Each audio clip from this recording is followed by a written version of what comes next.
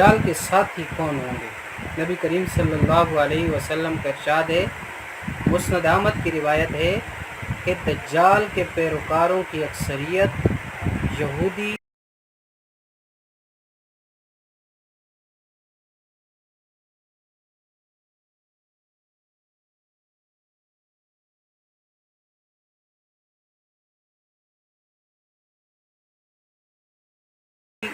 اور عورتیں ہوں گی، یعنی دجال کے ساتھی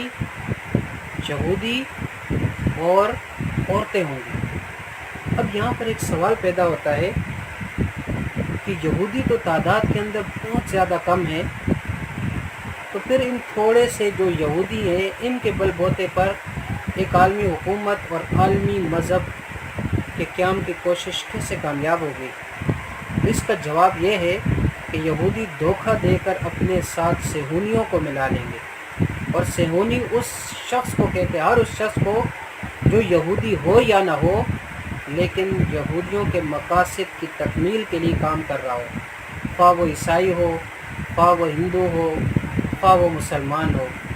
اب کون سے ایسے مسلمان ہوں گے جو دجال کے ساتھی بنیں گے؟ وہ بد نصیب مسلمان ہوں گے جو فکری ارتداد کا شکار ہو گئے ہوں گے، اور ان کے سرخیل بڑے بڑے جو ہیں وہ آج کل ایسے ڈاکٹرز قسم کے اور ایسے نام نہاد دانشور قسم کے جو دین کی شکل، اصل شکل کو مسخ کرنے کی کوشش کر رہے ہیں، اور ایسے مسلمان جنہوں نے عیش پرستی اور لذت پوشی کو اپنا وتیرہ بنا لیا ہے،